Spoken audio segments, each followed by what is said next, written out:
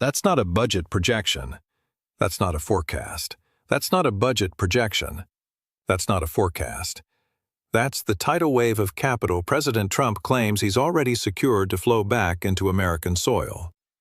And right now, as America barrels toward its 250th birthday, manufacturers across the nation are preparing for what could be the largest economic reshaping since the Reagan era.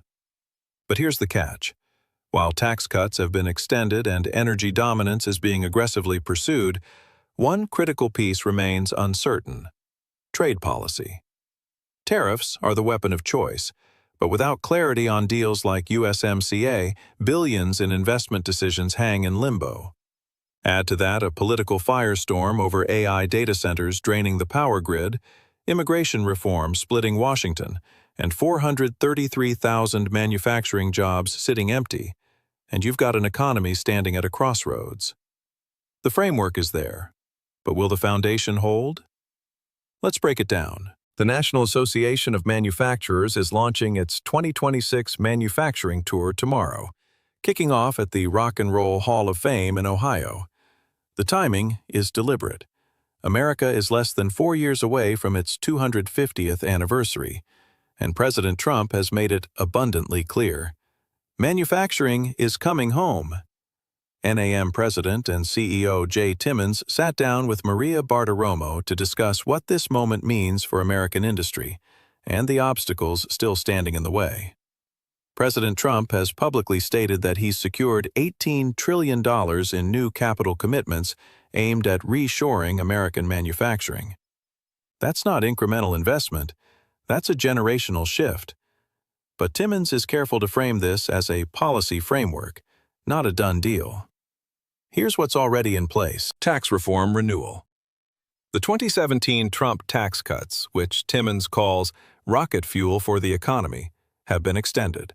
This was a major win for manufacturers who saw record investment, job creation, and wage growth during Trump's first term. Energy dominance. The administration is aggressively pushing domestic energy production to lower costs and increase supply, a critical factor for energy-intensive manufacturing. Deregulation. Trump's regulatory rollback continues, reducing compliance costs and speeding up permitting processes. But here's the problem. Trade policy is still up in the air. The United States-Mexico-Canada Agreement, USMCA, which replaced NAFTA, is up for renewal later this year. And according to Timmons, manufacturers are waiting for clarity before committing to major investments. Maria Bartiromo revealed an important detail from her recent interview with U.S. Trade Representative Jamieson Greer. President Trump is considering splitting USMCA into separate bilateral deals, one with Canada, one with Mexico, rather than renewing it as a trilateral agreement. Why does this matter? Timmons pointed to a major concern: Chinese transshipment. Chinese companies have been exploiting loopholes in USMCA to route goods through Mexico and Canada, avoiding tariffs while claiming North American origin. If Trump can negotiate tougher enforcement mechanisms through bilateral deals, it could close these gaps and ensure that "Made in North America" actually means North American companies and workers. But uncertainty around this process is creating hesitation. Manufacturers want to know, what will the final trade framework look like? Until they have that answer, some investment decisions remain on hold. President Trump loves tariffs. He views them as a negotiating tool to extract concessions from trading partners and level the playing field for American manufacturers. Timmons acknowledges this, but emphasizes the need for certainty. Manufacturers operate on long planning horizons. A factory doesn't get built overnight. Supply chains take years to reconfigure. Without knowing where tariff policy will ultimately land, companies are forced to wait, and waiting costs money. The question isn't whether tariffs can be effective. The question is, can the administration provide enough clarity for businesses to act? The AI boom and the power crisis it's creating. Here's where things get politically explosive. Artificial intelligence is no longer a futuristic concept. It's happening now, and it's transforming manufacturing. According to Timmons, 60% of manufacturers are already using AI in their operations, and that number could hit 80% by 2031. But AI requires massive amounts of electricity.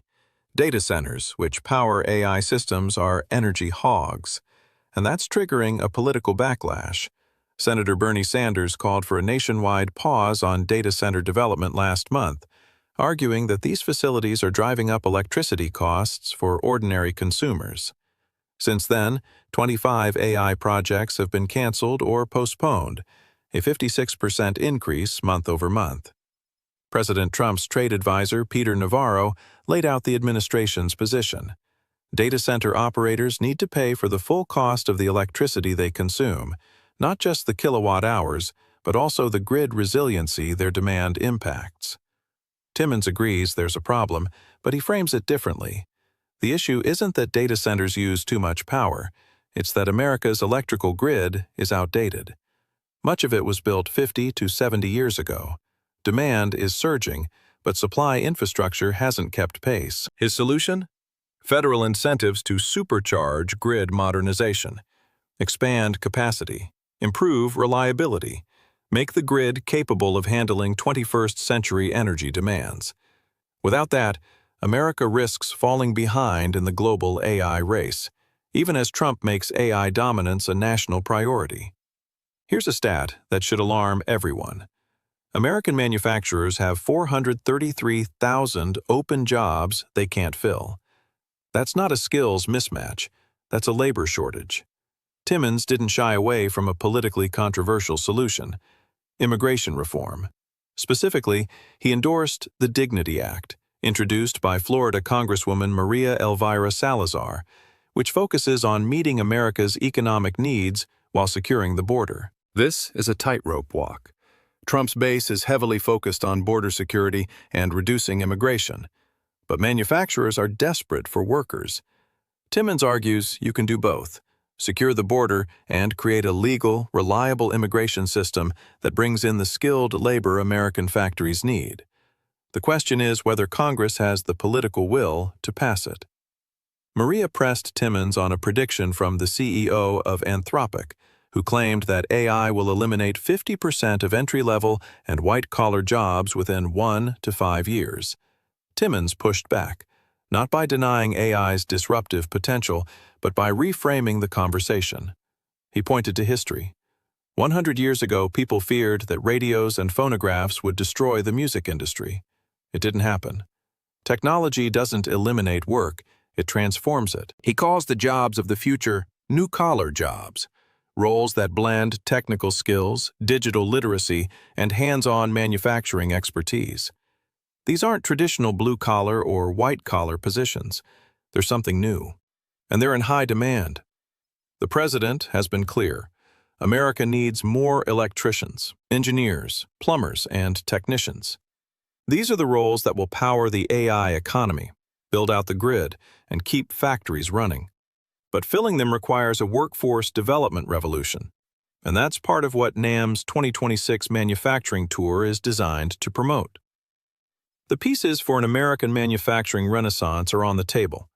Tax reform is done. Energy policy is moving. Deregulation is underway.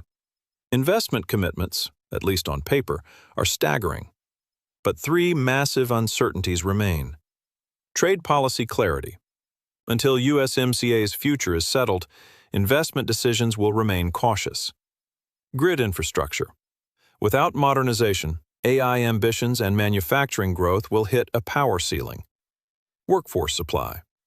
433,000 open jobs won't fill themselves. Immigration reform may be unavoidable. If Trump and Congress can resolve these, the $18 trillion framework could become reality.